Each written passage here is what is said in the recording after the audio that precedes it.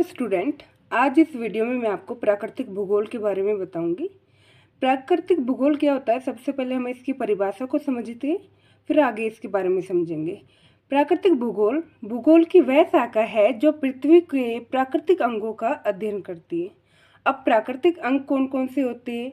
जो भी हमारे आसपास, जैसे कि पेड़ पौधे, जलवायु, जीव जंतु आदि है, जिनके निर्माण में मानव का कोई हाथ नहीं होता है, जिनमें मानव की कोई भूमिका नहीं होती, उन सभी को प्राकृतिक भूगोल कहते हैं। अब प्राकृतिक भूगोल के हम कुछ जो आगे इनके मुख्य अब हम प्राकृतिक भूगोल में सबसे मेन पॉइंट स्थल रूप लैंड फॉर्म्स के बारे में पढ़ेंगे। ये पृथ्वी की सतह पर पाए जाने वाले विभिन्न आकार प्रकार के प्राकृतिक ढांचों को कहते हैं। अब ये ढांचे कौन कौन से होते हैं, चलो देखते हैं। पर्वत, पठार, मैदान, घाटियाँ। ठीक है। अब इनके निर्माण में टेक्टोनिक गतिविधि अपरदन और जमाव जैसी प्रक्रिया कार्य करती है। टेक्टोनिक क्या होता है कि जब दो प्लेटें टकराती है, ठीक है। अपरदन जब वो एक जगह का मिट्टी किसी हवा के द्वारा किसी दूसरी जगह पे उड़ा के वहाँ पे इकट्ठा हो जाती है, या जमाव हो जाता है, तो ऐसी प्रक्रिया कार्य करती है, तो अपरदन होता है या टेक्टोनिक गतिविधि, इन सब से क्या होता है, लैंडफॉर्म्स का निर्माण होता है, जो कि पर्वत, पठार, मैदान, घाटियों में परिवर्तन हो जाती है। अब हम जलवायु के बारे में पढ़ेंगे, क्लाइमेट के बारे में। यह किसी क्षेत्र में लंबे समय तक पाए जाने वाले मौसम के औसत व्यवहार को कहा जाता है।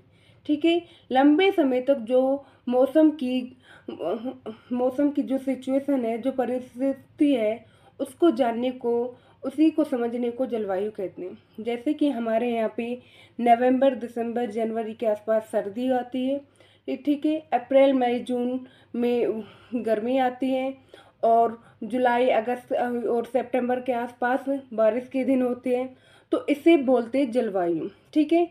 ये लगभग 40 वर्षों में बदलती है। और जलवायु के तत्व कौन कौन से? तापमान, वर्षा, वायु दाब और आर्द्रता। जलवायु का अध्ययन हमें ये समझने में मदद करता है कि किस क्षेत्र में कौन सी फसलें होती है।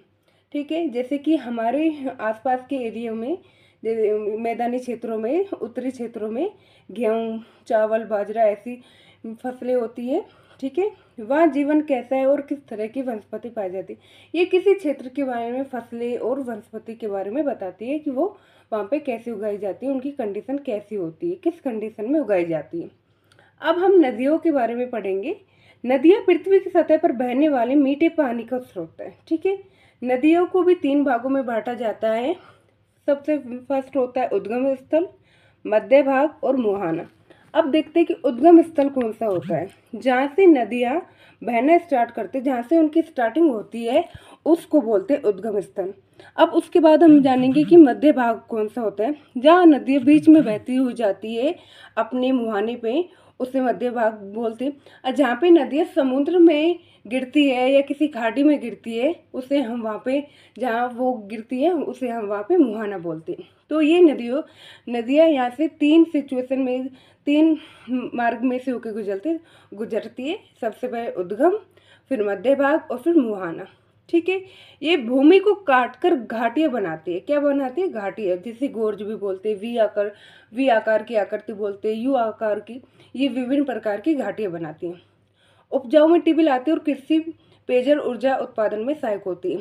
जैसे कि हमारे उत्तरी मैदान में जो जलोढ़ मिट्टी है, जो कि बहुत उपजाऊ है फसलों के लिए, वो किस कारण है? क्योंकि हमारी उत्तरी मैदान में बहुत सी नदियाँ बहती है, और वो अपने साथ बहुत सा कंकड़, जल, बांगर, खादर की जो हमें ज़मीन बोलते हैं, वो अपने साथ बहुत महीन मिट्टी और कंकड़ लेके आती है, जो कि मिट्टी को उपजाऊपन बनाती है। ठीक है।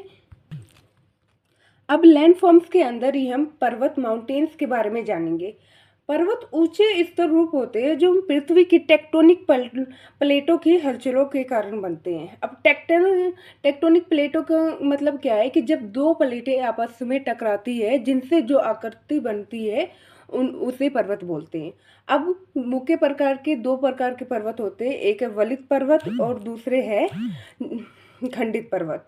तो वलित पर्वत का हमारे सामने उदाहरण जैसे हमारा हिमालय, जो कि दो पर्वतों के टकराने से बना है। सेकंड, खंडित पर्वत कैसे, कौन से पर्वत होते हैं? जब हमारे लैंडफॉर्म से दबाव पड़ता है तो लैंड का एक भाग तो नीचे धंस जाता है और एक भाग ऊपर उठ जाता है, ठीक है, तो उसे बोलते हैं खंडित पर्वत। जैसे अब उसके बाद हम ज्वालामुखी पर्वत को समझेंगे। ज्वालामुखी पर्वत क्या होते हैं कि जब पृथ्वी के अंदर से मैग्मा निकलता है, जब वो पृथ्वी पे आ जाता है उसे लावा बोलते हैं। जब ये लावा इकट्ठा होता जाता है एक ही जगह पर, तो एक ये शंकु या गुंबद आकार की आकृति बनाता है, और जो कि बाद में पर्वत में परिवर्तित हो जाता है, इसलिए इनको पर्वत ज्वालामुखी भी बोलते हैं, ज्वालामुखी पर्वत भी बोलते हैं। ठीक है, अब हम जानेंगे पर्वत जलवायु वनस्पति और जलवायु पर विशेष प्रभाव डालते हैं, जो कि हमारी पर्वत है, जलवायु वनस्पति और जलवायु। अब हम जानेंगे कि जो हमारी ये पर्वत की जो जलवायु होती है, ये हमारी वनस्पति और जलवायु पर विशेष प्रभाव डालती है। अब हम महासागर के बारे में जानेंगे। ठीक है, ये विशाल जलराशियां होती है जो पृथ्वी के अधिकांश भाग को ढकती है। ठीक है, मुख्य महासागर कौन कौन से? प्रशांत महासागर, अटलांटिक महासागर, हिंद महासागर, आर्कटिक महासागर और अंटार्कटिक महासागर। इन पांचों महासागर के बारे में हम नेक्स्ट वीडियो में डिटेल में पढ़ेंगे। अब हम आगे पढ़ेंगे। इनका अध्ययन समुद्री जीवन, जलवायु, व्यापार मार्ग और प्राकृतिक संसाधनों के लिए आवश्यक है। ठीक है, इनकी स्टडी करना इन सब के लिए आवश्यक है। अब हम मिट्टी के बारे में जानेंगे। मिट्टी वह ऊपरी परत है जो चट्टानों के टूटने व जैविक पदार्थों के मिलने से बनती है।